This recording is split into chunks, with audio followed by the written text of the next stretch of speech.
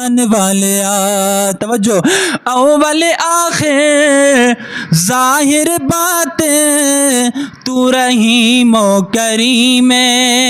او خالق و مالک راز کو داتا تیری شان عظیم خالق و مالک راز کو داتا تیری شان عظیم او تو سمیع بصیر تو سمیع بصیر کلو شیء قدیر دی پہچان والے تو سمیع بصیر کلو شیء قدیر دی پہچان والے لم یلد ولم یولد نالے کفوا احد دو جہان والے اور بے پرواہی تیری مولا سو کرے جو چاہویں او یوسف جیا شہزادے آنو ہٹیاں نال تلاویں او کوئی روٹی تو تنگ مارے موجاں کوئی سنگ ہے بڑھاڑ والے کوئی روٹی توجہ اول آخر ظاہر باتیں عزت شہرت دولت صالح اولاد خوش قسمت لوگوں کا مقدر بنتی ہے ان میں ایک خوش نصیب شخصیت الحاج غلام حسن بید اللہ کا شمار بھی ایسے لوگوں میں آتا ہے جن کی دولت کا بیشتر ایسا مدارس مساجد مساکین بیوگان پر خرچ ہوتا ہے حالانکہ لاکھوں ایسے افراد موجود ہیں جن کے پاس بے شمار دولت ہے مگر یہ اعزاز کسی کسی کو اللہ پاک عطا کرتا ہے 2 سال بعد الحاج غلام حسن سرپرست اعلیٰ مدرسہ تعلیم القرآن تشریف لائے تو علماء کرام وفاظ اور طلباء نے پھولوں کی پتیاں نچھاور کر کے والیانہ استقبال کیا الحاج غلام حسن نے کروڑوں روپے کی لاگت سے تعمیر ہونے والی عالی شان بلڈنگ مدرسہ تعلیم القرآن کا وزٹ کیا انتظامات کا جائزہ لیا جس میں 300 سے زائد قرآن حضرات دینی تعلیم حاصل کر رہے ہیں مدرسہ کے تمام اخراجات اساتذہ کی تنخواہوں سے لے کر دیگر انتظامات الحاج غلام حسن سرپرست اعلیٰ کی نگرانی میں عمل پذیر ہوتے ہیں باقاعدہ روحانی محفل کا آغاز تلاوت کلام پاک کے بعد حمد و نعت سے ہوا الحاج غلام حسن کی دینی ملی خدمات پر مقررین نے خصوصی روشنی ڈالتے ہوئے کہا کہ کسی کسی کی دولت نیک کاموں کے لیے اللہ پاک قبول فرماتے ہیں غلام حسن صاحب چیئرمین غلام حسن ٹرسٹ پاکستان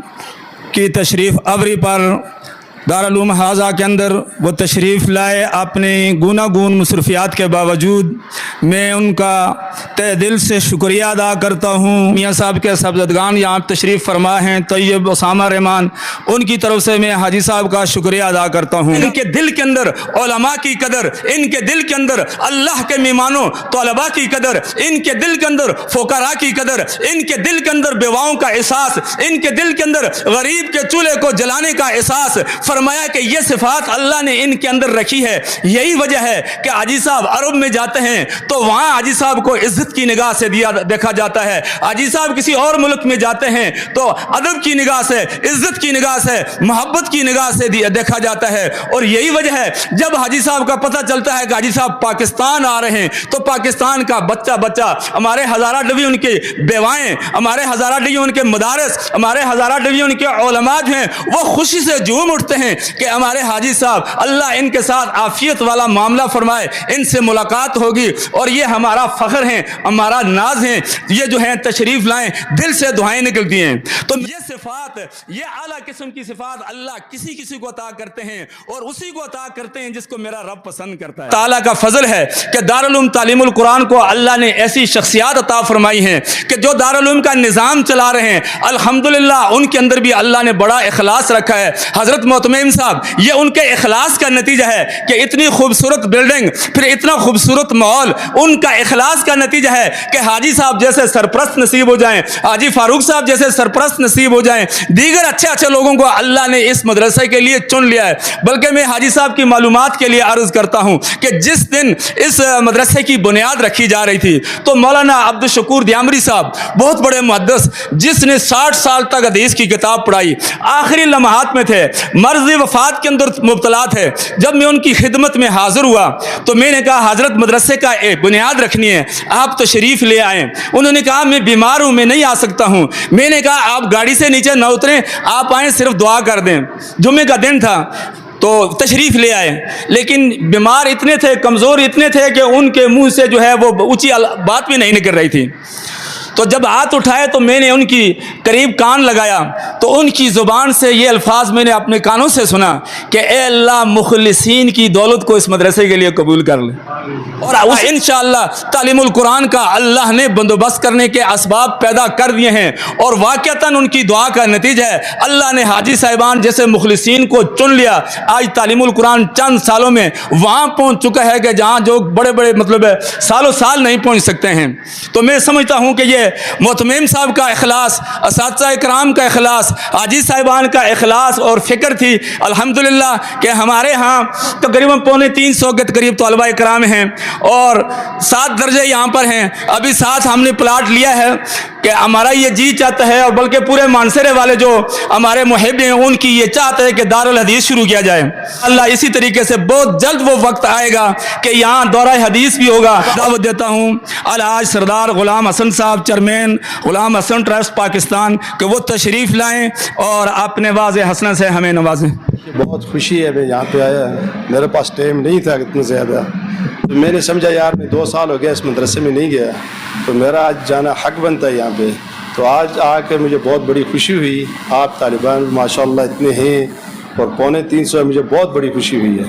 तो अल्लाह आपको इतनी तरक्कियाँ दे, दुनिया की जितनी तरक्की आप जितनी अरूज में जाएँ, दीन का काम करें, मुझे बहुत बड़ी खुशी होगी। तो बाकी जो हाजी साहब ने कहा है भाई मदरसे का इंशाअल्लाह दूसरा भी होगा। अल्लाह करेगा जैसे पहले ये बिल्डिंग खड़ी हो गई, मस्जिद खूबसूरत बन गई, मदरसा खूबसूरत बन गया, वो भी इंशाअल्लाह हो जाएगा आस्ते आस्ते। तो आज मुझे बहुत बड़ी खुशी हुई है, जो मुझे सुकून मिलता है जब मैं आके तालिबान को देखता हूँ, हाफ़िज़ कुरान को देखता हूँ, मुझे बहुत बड़ी खुशी होती है। तो आपको सबका मैं शुक्रिया अदा करता हूँ, आपने मुझे इज़्ज़त दी, तो इसलिए खुदा हाफ़िज़। जिनमें एक नाम अलहाज ग़ुलाम हसन का भी है। इस मौके पर अलहाज ग़ुलाम हसन ने शुरका का शुक्रिया अदा करते हुए कहा कि अपनी खिदमात को वो हमेशा की तरह जारी रखते हुए मदरसा तालीमुल कुरान की मज़ीद तामीर और तोसी और दीगर ज़रूरियात को पूरी करने की भरपूर कोशिश करेंगे। उन्होंने मज़ीद कहा कि इंशाअल्लाह मेरा साथ हमेशा दीनी रूहानी शख्सियात के साथ रहेगा। इख्तिताम पर मुल्क की सलामती, अमन, अखवत, भाईचारे के लिए खुसूसी दुआएं की गई। कैमरा टीम के साथ मीर अब्दुल गुलजार, DMM न्यूज़, मानसरा।